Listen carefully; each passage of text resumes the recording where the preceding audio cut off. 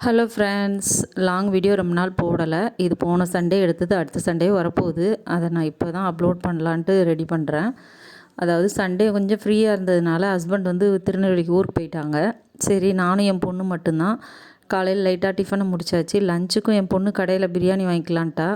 சரி, பிரியாணி வாங்க போகிறோம், அப்போ சமையல் வேலை கொஞ்சம் ஃப்ரீயாக விட்டாச்சு அப்படின்ட்டு கொஞ்சம் க்ளீனிங் வேலை, கவுண்டர் டாப் க்ளீன் பண்ணலாம் அப்படின்ட்டு கார்னர் ஸ்டாண்டு எல்லாத்தையும் எடுத்து பார்த்தா உள்ளே எறும்பு வந்து மண் தள்ளியிருந்தது. சரி, அது என்ன பண்ணலாம் அப்படின்ட்டு ஒரு டம்ளரில் தண்ணியில் மஞ்சத்தூள், கல் உப்பு, வினிகரு, பெருங்காயத்தூள் இதெல்லாம் மிக்ஸ் பண்ணி ஒரு பாட்டிலில் நிரப்பிட்டு அந்த இடத்துல எல்லாம் ஸ்ப்ரே பண்ணி விட்டேன். ஸ்ப்ரே பண்ணி விட்டு அது ஊறிக்கிட்டு இருக்கட்டும் அப்படின்ட்டு அதுக்குள்ளே ரேக் ரெண்டுத்தையும் கார்னர் ஸ்டாண்டு பக்கத்தில் ஆயில் ரேக் ரெண்டுத்தையுமே க்ளீன் பண்ணலாம் அப்படின்ட்டு எல்லாத்தையும் எடுத்துகிட்டு பாட்டில் ஐட்டம் எல்லாத்தையும் எடுத்துகிட்டு க்ளீன் பண்ணுறதுக்கு ரெடி பண்ணிட்டேன். சின்ன ரேக்கு ஸ்டாண்டை கழுவிட்டேன். இப்போ கார்னர் ஸ்டாண்டு கொஞ்சம் பெருசு, அது எல்லாத்தையும் எடுத்து வச்சுட்டு அதில் விரிச்சு இந்த கவர்லாம் எடுத்துகிட்டு கொஞ்சம் வாஷ் பண்ணிடலாம் அப்படின்ட்டு லைட்டாக எண்ணெய் பிசுக்கு தெரிஞ்சது. இது வாங்கி 1 வருஷம் ஆகுது, அமேசானில் வாங்கினது ரெண்டுமே. சரி, ரெண்டுமே க்ளீன் பண்ணியாச்சு. இப்போ இது கொஞ்சம் தண்ணி வடியை விட்டுட்டு நம்ம பாட்டில் ஐட்டம் எல்லாமே ரெடி பண்ணலாம் அப்படின்ட்டு பார்த்தேன். சரி, இதுக்கும் காஞ்சிடுச்சுன்னா ரைஸ் பேகு இருக்கிறத அந்த சைஸுக்கு கட் பண்ணிவிட்டு அந்த ஸ்டாண்ட் எல்லாமே ரைஸ் பேக்கை தான் கட் பண்ணி விரித்தேன்.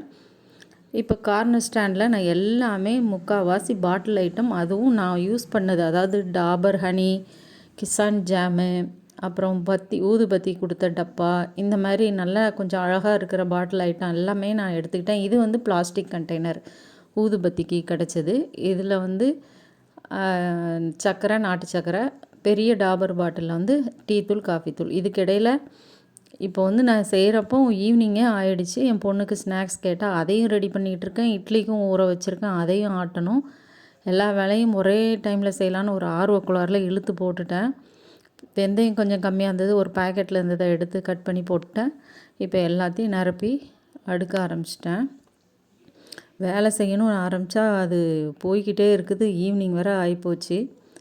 இப்போ அந்த முக்கில் வந்து எல்லாம் க்ளீன் பண்ணிட்டதுக்கப்புறம் நான் அந்த இடத்துல வந்து ஒரு க்ரீம், அதாவது நம்ம பெயினுக்கு போடுற மூவ் க்ரீமையும் அப்ளை பண்ணி விட்டுட்டு அது மேலேயே ஃபெவிகால் வச்சு நல்லா அப்ளை பண்ணி விட்டுட்டேன். அப்படின்னா எறும்பு வராது அப்படின்ட்டு வச்சுட்டு அது காஞ்ச உடனே இந்த ரேக்கெல்லாம் ரெடி பண்ணி உள்ளே தள்ளி வச்சிட்டேன். கொஞ்சம் நாள் கழித்து பார்க்கணும் எப்படி இருக்குன்ட்டு, இழுத்துட்டு அப்புறம் பார்க்கணும். எறும்பு வராதுன்னு தான் நினைக்கிறேன். இது வந்து ஆயில் ரேக்கு, இது ஃபுல்லாக ஆயில் கேனை அடுக்கணும். ஒரு வழியாக வேலையை முடிச்சிட்டேன். இனி இட்லிக்கு ஆட்டி எடுக்கணும். தேங்க்ஸ் ஃபார் வாட்சிங்.